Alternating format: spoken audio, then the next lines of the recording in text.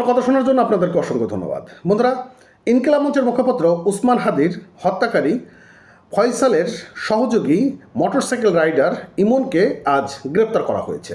নিউজটা আপনাদের কাছে অনেক আনন্দের সংবাদ। তাহলে ফয়সাল এখন কোথায় রয়েছেন? ফয়সালকে কেন গ্রেপ্তার করা যাচ্ছে না?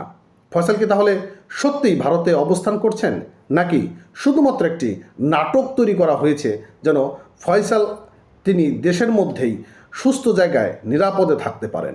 ঘটনার মোড় কিন্তু ঘুরতে যাচ্ছে, পরিস্থিতি অন্যরকম দিকে যাচ্ছে। ওসমান হাদির মৃত্যুকে কেন্দ্র করে বাংলাদেশ এবং ভারতের একটা সম্পর্ক দোটানার মধ্যে পড়ে গিয়েছে।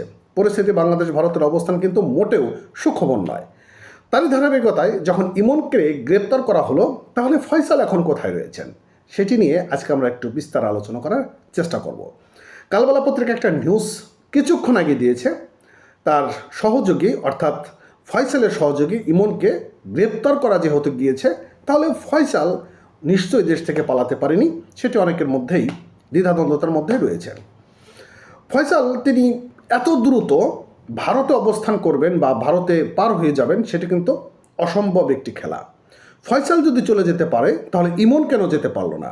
প্রশ্নটা কি আপনাদের মাঝে নাড়া দেয় না? অবশ্যই নাড়া দেয়। নিশ্চয়ই ফয়সাল রয়েছে।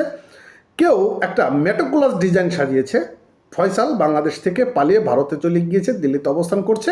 এটিকে কেন্দ্র করে বাংলাদেশ এবং ভারতের মধ্যে একটা বড় ফ্যাসাদ তৈরি হবে এবং ওসমান হাদির যে মারা হয় সেখানেও একটা বড় মেটিকুলাস ডিজাইনও কিন্তু কাজ করেছে।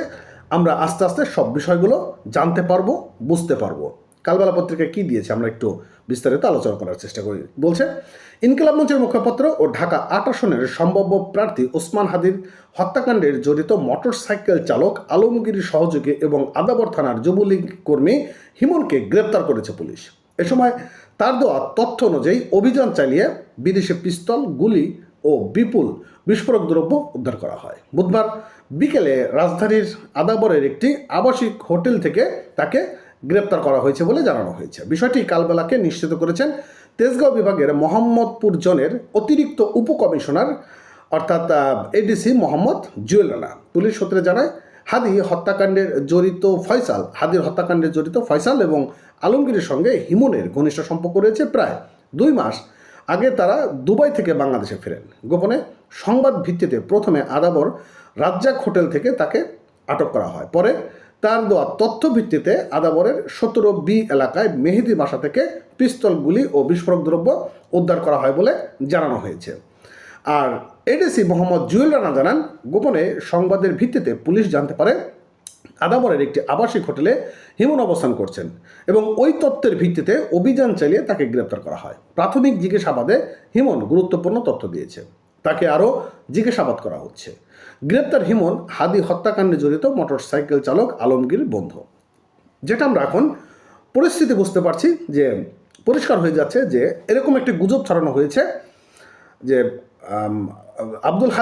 হাদিকে যারা হত্যা করেছে তারা ভারতে পালিয়ে গিয়েছে, যেন তারা নিরাপদে দেশের মধ্যে থাকে, সুযোগ বুঝে তারা দেশ থেকে পার হয়ে যেতে পারে।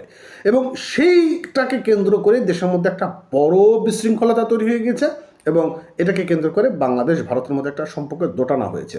তবে আসল যে কালপিট রয়েছে তাকে যদি গ্রেপ্তার করতে পারে, পরিস্থিতি কিন্তু অন্যদিকে মন নেবে। ভালো থাকেন। নতুন হয়ে থাকলে আমাদের চ্যানেলটা সাবস্ক্রাইব করে রাখবেন, পেজটি ফলো করে দিয়ে সর্বোচ্চ শেয়ার করবেন। ধন্যবাদ।